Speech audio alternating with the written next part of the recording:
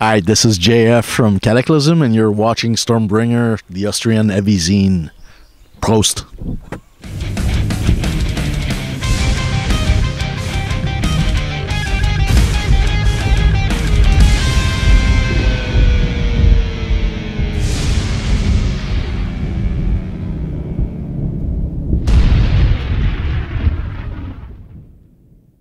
JF, we are here in the wonderful park of Gelsenkirchen, in the middle of Gelsenkirchen, with some geese over there, and you played Rock Hard Festival yesterday. I think was it the first time? Yes, I guess so. How was it? It was great. We had really a good time because we didn't sleep much. We played another open air yesterday in Nuremberg, and we flew very early to come here.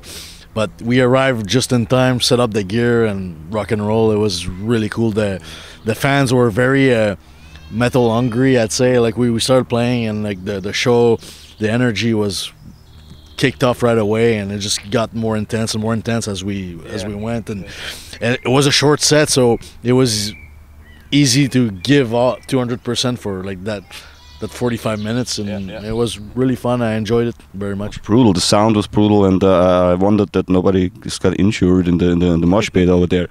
Yeah, it was really cool. And the other thing that was fun is the sound was good for us on the stage. Sometimes you come and in those festivals you don't have a whole lot of time to set up, so sometimes it works, sometimes it sounds good for the people in the front, but for us it's bad. But yesterday was sounding really win-win. Yeah. You will bring a new record out in July. It's called Of Gods and Ghosts. Yep. Which gods and which ghosts are you referring to? It's more about like the human view on like spirituality. I think like we're not really religious people. We don't believe in much, but it's just a whole outlook on the humanity and how they portray like the gods and stuff. How they from ancient times to all the way to now, and people have many beliefs, but we kind of went into that area, like more like spirituality versus like science and religion and that kind of debate. That's what this new album's about. It's what every Cataclysm album is about, basically. I guess you never wrote a love song or something like that. Yeah, I mean we're more of we write a lot about our own experience in life, and through metaphors, through like a heavy metal way of writing what we want to talk about. But that's mostly what it is. Like last album was about living your life to the fullest, because you never know when you're gonna die or what's after death. Like that was the concept from waiting for the end to come. And this one went more into the spiritual side of things, and so it's all very deep going. Yeah. No fantasy lyrics. like so many bands do. Yeah, I mean, like we leave that to other bands that do it really well, like Blind Guardian. Yeah, Blind Guardian, or like Cannibal Corpse would do the gore stuff, and there's so many bands doing the Satan and the like freedom or whatever. Like we just kind of do our own thing, and things that matter to us, and we try to put it in lyrics. And also I feel we're getting older, and I don't know if we're getting more foolish or wiser as we get older, but we like to put our life experiences into the music and try to share with the world, and that's what it is. Good thing. Yeah. The special thing about the new record is you will do a video for each of the songs. Yes. Is correct? Wouldn't it be better to have you have made a movie instead of a record? We came up with the idea, and with the record label, we thought it was a really crazy idea. So we said, of course, let's go for it, because it's so much more work than we anticipated. It's a lot of work, but it's fun. We're like trying to make a concept for every song. Some songs are gonna be more like images that fits with the song, and then some other songs will actually have performance, like a live show, or another song it's gonna be us playing in our rehearsal space and things like that. But we're trying to have a video that fits the concept of each track, and we're working really hard at it. We're halfway done. We have like 5 done now. Oh, really? When we're coming home tomorrow, we're gonna start working on the other 5. So we have another month and a half, I think, to finish everything, and then it's gonna be released. And do you each is there each for each movie a different director which you use, or is it just the same director? It's the same guy. We had to do it this way because we, of course, we needed to budget for all that. Yeah. It's not a cheap project, but we found like a guy that was willing to put his life away for 2 months and do this with us. It's a lot of work, actually. Yeah. So he's not sleeping much. He's just working on this day and night, and he's really into the project. He flies all over the place to film things, and yeah. So I'm looking forward myself to see the final thing, because it's a work in progress, and I'm curious to see how everything's gonna look in the end. And are the movies connected with each other, or it's just separate movies? I mean, it's gonna work because it's the same filming style, the same editing style, because it's the same producer. But I think they're all gonna be a little different, because we wanted it to match every song and not be like the same thing. I think it's gonna connect well, but they're all gonna be different. And are they gonna be released on some DVD or something like that, all together? So far, there's no plan for that, but I'm sure Nuclear Blast was gonna come up with an idea of something like that. It'd be interesting. I yeah. guess, Like to have like maybe an hour-long movie with the songs. Yeah. It might Maybe be you can figure out the concept behind. Yeah. You are currently living in Texas, in Dallas, I guess, because I think you married. There at Texan, my wife's from there, so it was just easier for me to move there, because where I'm from, it's mostly French speaking, and she doesn't speak French, and I love the weather down there. It's always warm and nice, and totally different. I gotta say also the cost of life is cheaper for me as a musician. It's great because like whatever I make at the end of the year, I live much better down there, and I like it. It's like there's no winter, and it's just nice all year long. So I'm a fan so far. I've been there 5 years. Already, okay. And so hopefully things work out good, and I'm gonna stay there a while. That's why you have the American accent already. slowly. But when I'm there, they think I'm Irish. They're like, "You're from Ireland?" But one would never guess you have a French background in Montreal, because yesterday when I talked to Away, the drummer of Voivod, he has a bit of French dialect, English. I think when you're from our area, from Montreal or Quebec, you can't really get rid fully of it. It's just in you. I guess just from living in the States for a while now and touring a lot helped me like speak better, but it's still there, and it's always going to be there. But how is it to work with the other guys? Because I think Maurizio is living in Chicago, and the other guys are in Montreal. So how is it in the working process? With nowadays with the technology, it's so easy, because we're all on Skype and FaceTime, and then we're just we talk to each other a lot that way. So it's like we're together even if we're not, and we all have our own little recording setup. So I can record something at home, send it to Steph or Ollie. They'll add to it, send it back the files, and then we'll talk online. And I think most of the bands do it that way today. So it's actually really easy, but it's crazy because the whole record was done away from each other. We didn't really like some of the other albums before. We did it at some point. We met and we were together for like at least 2-3 weeks to piece it together. But this one we really did it separate. Like we were all in our different cities. And sorry, I'm distracted by the geese over there. I think we are under attack here. Not yet. And even the mix was done in England with Andy Sneap, and I was talking about that with him, and we're like, man, it's crazy how we all live in different places of the world, but we can actually put an album together, and it works. And it's all 20 years back when you started out, it wasn't that way. You have to be together in the same room all the time. So. I have a funny story. We started. We were touring in vans and stuff back in the day, and there was no GPS to get to the next city. It didn't exist back then, so we were with the big car, like the maps, and we're like trying to figure out our way to get to the next city. And then you get there, we're calling the promoter. Okay, we're at this corner. Where can we get to the club? Like out. But it was more interesting, basically, I guess. I mean, it was a little harder times for many things, but it was good times. I think because of that reason. It was just like a different world back then. But of course, it's more easier nowadays for many things. But like. I enjoyed like the whole process, even. Yeah, it's adventurous. Yes, exactly. Adventurous. Besides being in KATAKLYSM, which is a really hard-working band with touring and you made albums in 2-year rhythm or something, you have a band called Xdeo. Yes. Xdeo, which is basically the same guys like KATAKLYSM doing different stuff. You're running around in Roman clothing or something like that, and there's a lot of historical background to it. Is there something in the progress right at the moment? You have 2 albums out.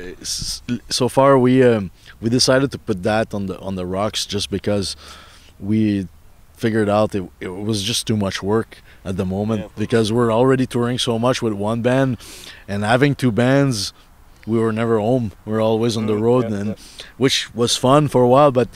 Then like now I just had a kid a few months ago. My daughter's 6 months, and like I can't be away that much. So we decided to just put it at rest for at the moment at least, and maybe it's on hold. Yeah, later down the line if we feel like we want to do another one, because we actually love the project and we love writing those songs and stuff, and it would be a shame not to do another album, because it was getting somewhere. And people like it, I guess. We like the approach. We had a really good interest from the metal community about the project, and the live shows were fun, and many people came. So for us it's a bit sad that we don't no longer do it, but hopefully hopefully like maybe a few years down the line, and like when we want to take a break from the KATAKLYSM stuff, maybe write another record would be fun. We're trying to convince the guys anyways. But it started out as Maurizio's project, and now you're all into it. Are you that interested in the Roman history and Roman culture? For me, at first, it was more a Maurizio thing. Like I'm interested in any history. Actually, I really like to see the roots of where we all come from, and I'm interested in many different cultures, and this project actually made me learn a lot about the Roman history, because I studied a lot also the Roman music, because when we started writing I was like I wanted to try to be, it's a metal project of course, but I wanted to kind of be true to what they were doing back then. So I kind of studied the notes and the instruments, and we're trying to put it in and make it. So you really try to figure out the music they made those days. And then you learn about the history of the empire through the songs, and through Maurizio's teaching me a lot of the stuff, because like this that happened there, and that, and it's lots of interesting stuff happened during the last 2000 years. And it was an important empire in the world, and I think it still stands today through the cultures today. Like I find like the United States today could be like kind of the new Rome, the way they run things, and it's interesting that some countries base their model of life still through the Romans, and that. I'm actually reading The Hunger Games, which is basically it's like they use old Roman names for the people there, and it's settled in the dystopian United States, which is post-nuclear nuclear war. So it's they try to adapt the Roman culture in the book as well, which I don't know if you know it. I haven't read it, and I know it. Recommend it to you. It's a good book. Everybody told me like you gotta read the book, you gotta watch the series. I haven't done it yet. I haven't had time, but I will for sure. Yeah, it's lots of references to the Roman culture, like with gladiators in an arena to kill each other and something like that. It's very. I can recommend it to you. Nice. I'll check it out. Next time, just check it out. I will check it out. There was some trouble with Max, with the old drummer. Yes. Back in the days, we all know that. And one of you, either Maurizio or you, mentioned in some interview some years ago, some months ago, that if he wants to come back, he always he just has to knock on the door. So, but how is it with the new guy? To be honest, like I haven't heard from Max in 2 years. I don't know if he's mad at us, or like because the way things happen, or mad. I have no idea what's going on with him. I haven't talked to him, so I have zero communication. and on the other hand, we're doing really good with a new guy, and he blends in more and more. And he's fantastic. Yeah, he's a great guy, a great drummer, and like another guy was asking me the question, like, what about is Max gonna come back? And I'm thinking, like, my response was like that. I don't even know how many more Cataclysm albums we're gonna make, because we're all getting older, and the state of the record industry and all this stuff. Like, and I'm saying, like, I think now we're having a good time together with Ollie, and he fits more and more with us as the new family.